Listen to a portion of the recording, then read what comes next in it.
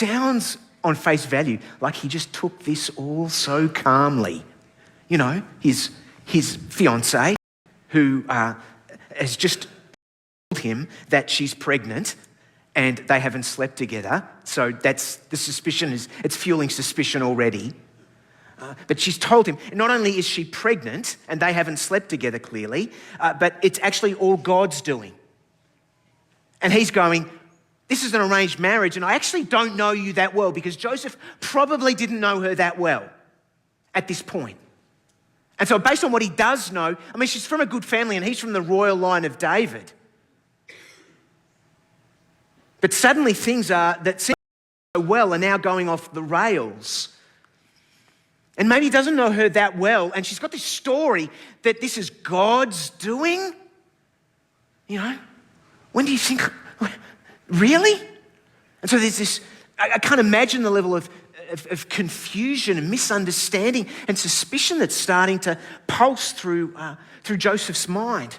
But this turn of phrase here, considered, equally it could mean that he took this to heart and that he got angry about this.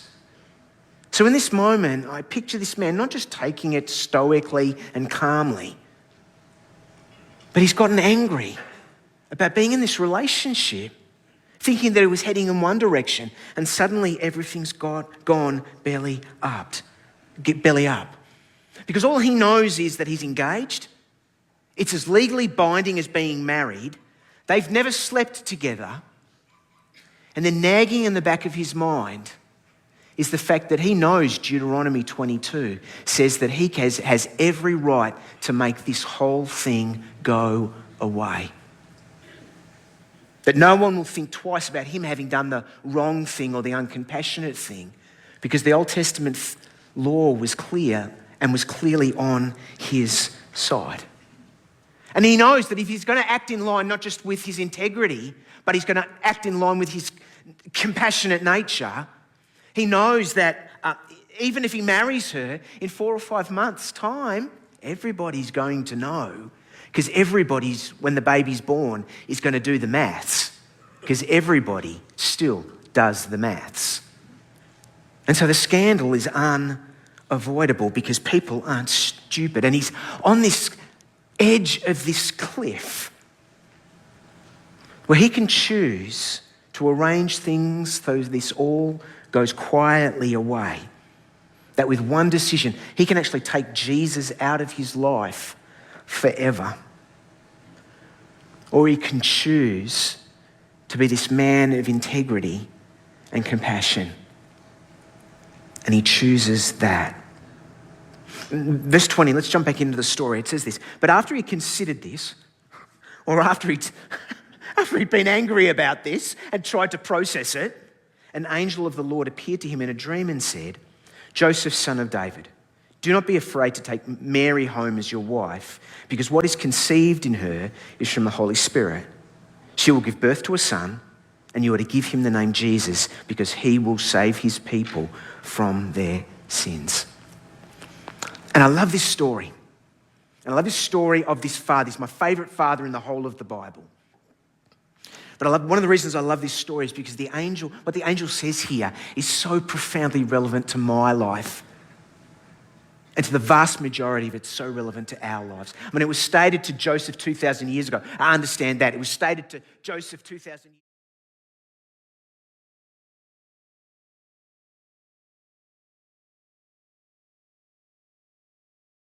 Seemingly relevant to your life and mine. Because the angel says this.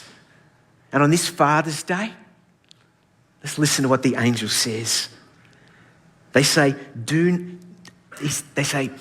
Joseph, your problem is not that you're trying to do the right thing.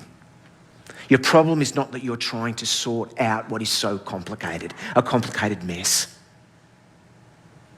The angel says your problem is that you are afraid. Your problem, when you get to the heart of the matter, is that you're scared. And those words, for me, echo down the centuries, because so often in life, the core challenge, as we face challenges and opportunities, as we encounter failures and setbacks, when you get to the heart of the matter, if we are going to find a way up and a way out and a way forward, at the heart of the matter is that we are scared. And what we need above everything else is courage. It's funny because a story like this, I mean, it's so momentous. It's Christmas time. It's Joseph and Mary. It's the Messiah. It's the Son of God. It's the angel. And it's so big that we can miss the power and the relevance. But in this moment, Joseph doesn't understand that this is